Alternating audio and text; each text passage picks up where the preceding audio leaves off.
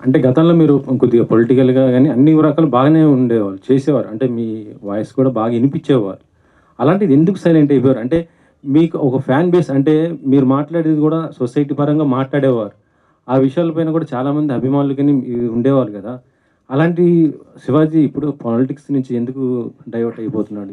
అదే నేను చెప్తున్నాను. ఇక్కడ ఏమైపోద్దంటండి, ఎవరు కూడా నేను పాలిటిక్స్‌లో ఉన్నానా, ప్రజల గురించి మాట్లాడుతున్నానా, పాలిటిక్స్‌లో ఉంటే చుట్టూ ఉన్న పార్టీల్లో ఏదో ఒక పార్టీలని తిడుతూ, రాజకీయ అవతల పార్టీని తిడుతూ ఉండాలి. నేను ప్రజల గురించి, ప్రజల సమస్యల గురించే మాట్లాడాను మొదటి నుంచి. యెస్, నేను బీజేపీలో జాయిన్ అయిన మాట వాస్తవం. ఆ తర్వాత వాళ్ళ ప్రామిస్‌ని ఎప్పుడైతే పక్కకు పెట్టేశారో, ఆ తర్వాత బయటకొచ్చి నేనే రాజకీయ పార్టీలో లేను. ప్రజల సమస్యల గురించి, ప్రజల అవసరాలు ముఖ్యంగా యూత్‌కి సంబంధించి నేను ప్రత్యేక హోదా అనే అంశాన్ని నేను తీసుకున్నాను. దానికి లీడర్‌షిప్పు చాలా అవసరం. లీడర్స్ కరెక్ట్‌గా ఉంటే నిజంగా సింపుల్‌గా చెప్పాలంటే ఈ రోజున మనకి రావాల్సినటువంటి ఏదైతే ఇన్‌ఫ్రాస్ట్రక్చర్ ఉందో అది మొత్తం ఆ సొమ్మంతా ఈ తరానికి చెందాల్సినటువంటి ఇన్‌ఫ్రాస్ట్రక్చర్ ఏదైతే ఉందో అది ఎనీథింగ్ ఇన్‌ఫ్రాస్ట్రక్చర్ అంటే వాటర్ కావచ్చు, అంటే క్లీన్ వాటర్ కావచ్చు, హెల్త్ కేర్ కావచ్చు, లేదు రోడ్స్ కావచ్చు, మనకు రావాల్సిన క్లీన్ పవర్ కావచ్చు, ఎవ్రీథింగ్ ప్రజలకు సంబంధించిన ఏదైతే ఇన్ఫ్రాస్ట్రక్చర్ ఆస్తి మొత్తం కూడా రాజకీయ నాయకుల జేబుల్లోకి వెళ్తూ ఉంది.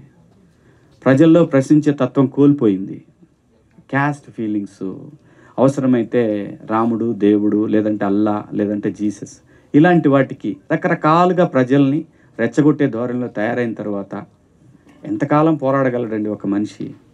వాడికి ఒక ఫ్యామిలీ ఉంటుంది. 10 సంవత్సరాల పాటు ప్రయత్నం చేశాను. అలాని ఇప్పుడు వదిలేశాను కాదు, నెవర్. ప్రజల గొంతుకగా మాత్రం ఎప్పుడు ఉంటాడు శివాజీ. కానీ నా ప్రొఫెషన్ మాత్రం నన్ను నటుడిగా నిలబెట్టి నా గొంతుక 10 మందికి తెలియడానికి కారణమైన సినిమా మాత్రం ఇక నుంచి చేయాలని ఫిక్స్ అయ్యాను.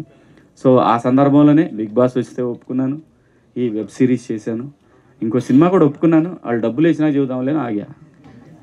అంటే ఇప్పుడు పొలిటికల్‌గా చూసుకుంటే పవన్ కళ్యాణ్ గారు కూడా బాగానే చేస్తున్నారు కదా! అలాంటి ఆయనకి ఇప్పుడు అంటే మీరు కూడా కలిసి అట్లా చేయొచ్చు కదా! ఇప్పుడు ఎందుకు ఒంటరి అవుతున్నారని అనుకుంటున్నారు? పొలిటికల్ క్వశ్చన్స్ వద్దు, ఇదే లాస్ట్ నేను చెప్తాను. నేను ఒకే ఆన్సర్లో అందరికీ చెప్తాను. మెగాస్టార్ గారి ఫ్యామిలీకి ఆంధ్రప్రదేశ్ కానీ తెలంగాణలో కానీ వాళ్ళకున్న ఫ్యాన్ బేసు ఎవరికీ లేదు. అది నిజం. అసలు వాళ్ళకి సీఎం అవ్వాలంటే పెద్ద కష్టమైన పని కూడా కాదు. మళ్ళీ చెప్తున్నా, నేను ఏదైనా చెప్పాలనుకున్నది క్లియర్గా స్ట్రైట్ ఫార్వర్డ్గా చెప్తా. కొంతమందికి నచ్చవచ్చు, నచ్చకపోవచ్చు. ఎక్కడో లోపం జరుగుతుంది, అది సరిదిద్దుకుంటే ఇంకే ఇష్యూ లేదు. వాళ్ళ ఫ్యామిలీ నుంచి సీఎం అవటం పెద్ద కష్టమైన పని ఏం కాదు. పాలిటిక్స్ క్వశ్చన్స్ దయచేసి ఇక్కడ వద్దు. ఓన్లీ నేను సపరేట్గా పెడతా, అప్పుడు వేసుకోండి గట్టిగా.